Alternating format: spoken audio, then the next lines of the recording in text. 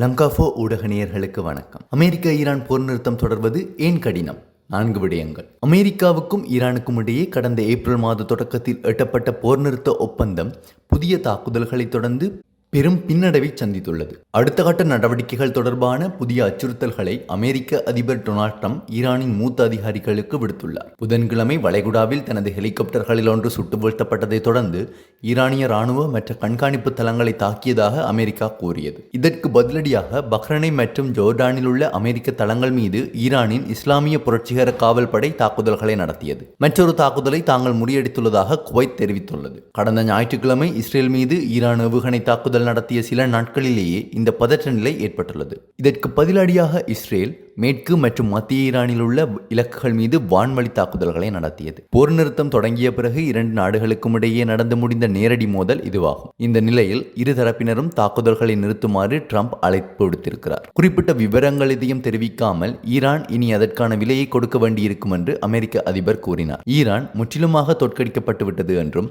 அது ஈரானிடம் வெறும் பேச்சு மட்டுமே இருக்கிறது, செயலில் ஒன்றும் இல்லை என்றும் அவர் குறிப்பிட்டார். முன்னதாக தனது நாடு எந்தவொரு தாக்குதலுக்கும் அல்லது அச்சுறுத்தலுக்கும் பதிலடி கொடுக்காமல் விடாது என்று ஈரானின் வெளியுறவு அமைச்சர் அப்பாஸ் ஆராக்சி எச்சரித்திருந்த நிலையிலும் போர்க்களத்தில் அமெரிக்கா தோல்விகளை சந்தித்துள்ளது என்று அவர் கூறியிருந்த நிலையிலும் அமெரிக்க அதிபரின் இந்த கருத்து வெளிவந்துள்ளது. தற்போதைக்கு எந்தவொரு தரப்பும் போர் நிறுத்த ஒப்பந்தத்தை அதிகாரபூர்வமாக கைவிடவில்லை.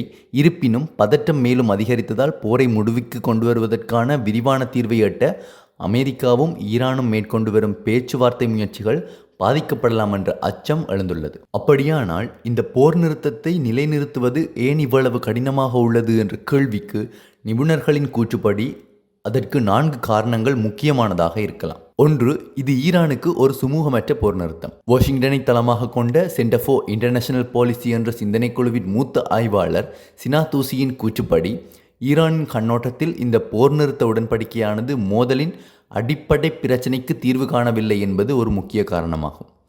லெபனானில் இஸ்ரேல் தொடர்ந்து மேற்கொண்டு வரும் இராணுவ நடவடிக்கைகள் மற்றும் ஈரானுக்கு எதிரான பொருளாதார தடைகள் மற்றும் ஈரானிய துறைமுகங்கள் மீதான கடற்படை முற்றுகை உள்ளிட்ட அமெரிக்காவின் தொடர்ச்சியான இராணுவ மற்றும் பொருளாதார அழுத்தங்களை அவர் சுட்டிக்காட்டுகிறார். செவ்வாயன்று இதுபோன்ற ஒரு தாக்குதலை நிறுத்துமாறு ஈரான் அழைப்பு விடுத்த ஒரு நாள் கழித்து இஸ்ரேலிய படைகள் தெற்கு லெபனானில் தாக்குதல் நடத்தின. முழு அளவிலான மோதலுக்கு திரும்பாமல் கணிசமான செல்வாக்கை அமெரிக்கா தக்கவைத்துக் கொள்ளும் ஒரு போருக்கு பிந்தைய ஏற்பாடாகவே ஈரான் இதை பார்க்கிறது. இதை ஈரானிய அதிகாரிகள் நிலையற்றது மற்றும் ஏற்றுக்கொள்ள முடியாது என கருதுவதாக தூசி கூறுகிறார். அமெரிக்கா தனது இராணுவ அழுத்தத்தை தொடர்ந்து தக்கவைத்து ஒப்பீட்டளவில் குறைந்த இழப்பில் ஈரானின் பிராந்திய கூட்டாளிகளை இலக்கு வைக்க முடிந்தால் அந்த நடவடிக்கைகள் இந்த பிராந்தியத்தின் நிரந்தர அம்சமாக மாறி காலப்போக்கில் ஈரானின் நிலையை பலவீனப்படுத்திவிடும் என்று ஈரான் கவலைப்படுவதாகவும் அவர் குறிப்பிடுகிறார். அதேவேளையில் ஈரான் தரப்பில் சுய கட்டுப்பாட்டை காட்டும்போது எதிரிகள் தங்களின் மீதான இராணுவ மற்றும் பொருளாதார அழுத்தத்தை தொடர அனுமதிக்கும் ஒரு போர் நிறுத்தத்தை ஏற்றுக்கொண்டதாக தங்களை காட்டிக்கொள்ளக்கூடாது என்ற உள்நாட்டு அழுத்தத்தையும் ஈரானின் தலைமை எதிர்கொண்டுள்ளதாக நிபுணர்கள் கூறுகின்றார்கள். 2வது காரணம் இஸ்ரேலின் பங்கு. போர் நிறுத்தத்தை நிலைநிறுத்துவதற்கான முயற்சிகளை சிக்கலாக்கும் முக்கிய காரணமாக இஸ்ரேலின் நடவடிக்கைகளை ஆய்வாளர்கள் சுட்டிக்காட்டுகின்றனர். ஈரான் ஒரு பிராந்திய வல்லரசாக நீடிப்பதை அனுமதிக்கும் வகையிலான அமெரிக்க ஈரான் ஒப்பந்தத்தை தடுப்பதே இஸ்ரேலின் அடிப்படை குறிக்கோள் என்று பிரிட்டனை தளமாக கொண்ட ராயல் யுனைடெட் சர்வீஸ் இன்ஸ்டிடியூட் அமைப்பின் மூத்த ஆய்வாளர் முனைவர் H.A. ஹெலியர் தெரிவித்துள்ளார். தூதரக முயற்சிகளில் இஸ்ரேல் ஒரு முட்டுக்கட்டையாக இருக்கக்கூடும் என்றும் அவர் விவரித்துள்ளார். அமெரிக்கா ஈரானுடன் ராஜ்ய ரீதியிலான பேச்சுவார்த்தைகளை மேற்கொண்டிருப்பது தெரிந்திருந்தாலும் அந்த பேச்சுவார்த்தைகளை முறியடிப்பதற்கான நடவடிக்கைகளில் அவர்கள் ஈடுபடுகிறார்கள். கடந்த ஞாயிற்றுக்கிழமை நடந்த தாக்குதல்களுக்கு பிறகு ஈரான் மீது தாக்குதல் நடத்த வேண்டாம் என்று டெல் அவிவிடம் ட்ரம்ப் வலியுறுத்தியிருந்த நிலையில் இஸ்ரேல் எந்த அளவுக்கு ட்ரம்பின் வார்த்தையை மீறியது என்பது குறித்து சில விவாதங்கள் எழுந்துள்ளன. இருப்பினும் ஈரானுடனான நீண்டகால மோதலில் இஸ்ரேல் அமெரிக்காவின் ஆதரவையே நாடியிருக்கிறது என்பதையும் வல்லுநர்கள் சுட்டிக்காட்டுகின்றனர். இந்த போரில் இஸ்ரேலால் நீண்ட காலத்திற்கு தனித்து செயல்பட முடியாது என்பதில் எந்த சந்தேகமும் இல்லை. ஏனெனில் ஆயுத தளபாடங்கள் என்பவை தீர்ந்து போகக்கூடியவை என்று இஸ்ரேலின் தேசிய பாதுகாப்பு ஆய்வுகளுக்கான நிறுவனத்தின் மூத்த ஆராய்ச்சியாளர் யெகோஷுவா காலிஸ்கி ராய்ட்டர்ஸ் செய்தி நிறுவனத்திடம் தெரிவித்துள்ளார். இராணுவ வரலாற்றாசிரியர் டேனி ஓபாக்கின் கூற்றுப்படி ஈரானுடனான எந்தவொரு ஒப்பந்தமும் இஸ்ரேலின் பாதுகாப்பு கவலைகளை புறக்கணிக்க முடியாது என்பதை அந்நாடு இதன் மூலம் அடிக்கோடிட்டு காட்டுகிறது. ஒருவேளை ஏதேனும் சாத்தியமான போர் நிறுத்த ஒப்பந்தம் ஏற்பட்டு அது இஸ்ரேலின் நலன்களை கடுமையாக பாதித்தால் இஸ்ரேல் அந்த ஒப்பந்தத்தையே தலைகீழாக மாற்றிவிடக்கூடும் என்று அவர் ராய்ட்டர்ஸ் நிறுவனத்திற்கு அளித்த பேட்டியில் கூறியுள்ளார். அமெரிக்க அதிபர் ட்ரம்புக்கு பிபிசிக்கு தொலைபேசி மூலம் அளித்த பேட்டியில் நிதானமாக இருக்குமாறு தான் வலியுறுத்திய போதிலும் ஈரானின் தாக்குதல்களுக்கு பதிலடி கொடுத்ததன் மூலம் இஸ்ரேலிய பிரதமர் பெஞ்சமின் நெதன்யாகு தன்னை மீறி செயல்படுவதாக கூறுவதை மறுத்துள்ளார். மூன்றாவதாக பதற்றம் அதிகரிப்பு. மூன்றாவது காரணி என்னவென்றால் பதற்றங்கள் அதிகரிப்பதே பேச்சுவார்த்தை யுத்தியின் ஒரு பகுதியாக மாறிவிட்டதாக தோன்றுகிறது. அமெரிக்கா மற்றும் இஸ்ரேலின் தொடர்ச்சியான இராணுவ அழுத்தம், பொருளாதார தடைகள் மற்றும் கடல்சார் முற்றுகை ஆகியவை இருந்த போதிலும் ஈரானின் தலைமை இன்னும் ஆட்சியில் நீடிப்பதோடு அதன் பாதுகாப்பு கட்டமைப்பும் சிதையாமல் உள்ளது. ஈரானின் எதிரிகள் முன்பு கணித்தது போல ஈரானில் உள்நாட்டு பதற்றங்கள் ஏதும் ஏற்படவில்லை. இது ஈரானின் மீள்திறன் உணர்வை வலுப்படுத்தியிருக்கலாம் என்று ஆய்வாளர்கள் கூறுகின்றார்கள். எந்த விலை கொடுத்தாவது மோதலை தவிர்க்க வேண்டுமென்று நினைப்பதற்கு பதிலாக அழுத்தங்களை தாங்கும் திறன் தங்களுக்கு இருப்பதாக ஈரான் இப்போது கருதக்கூடும். அதே நேரத்தில் இராணுவ அழுத்தம், அரசுகளுக்கு இடையிலான பேச்சுவார்த்தைகளும் ஒன்றுக்கொன்று முரண்பட்டவை அல்ல என நிபுணர்கள் வலியுறுத்துகின்றனர். ஈரான் ராஜ்ய பேச்சுவார்த்தைகளை கைவிடவில்லை என்று தூசி கூறுகிறார். லெபனான், வளைகுடா மற்றும் பிற இடங்களில் சமீபத்தில் நடைபெற்ற நடவடிக்கைகளை பெரும்பாலும் ஈரான் ஆதரவு குழுக்கள் சம்பந்தப்பட்டவை. அனைத்தும் போரை தூண்டுவதை நோக்கமாக கொண்டவை அல்ல, மாறாக தற்போதைய நிலையில் பாதிப்பை அதிகரிப்பதையும் அதன் மூலம் பேச்சுவார்த்தை மேடையில் ஈரானின் நிலையை வலுப்படுத்துவதையும் நோக்கமாக கொண்டவை என்று அவர் உறுதிப்பட கூறுகிறார். இதே கருத்தை எதிரொலிக்கும் ஹெலியர், இதன் தர்க்கம் மிகவும் எளிமையானது.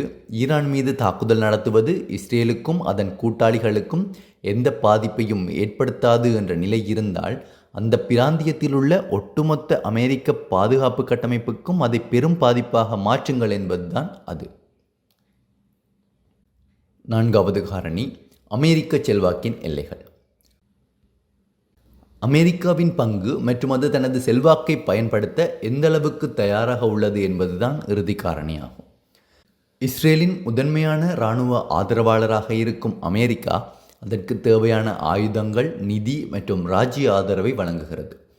இது இந்த மோதலின் போக்கை மாற்றுவதற்கான குறிப்பிடத்தக்க செல்வாக்கை அமெரிக்கா வழங்குகிறது.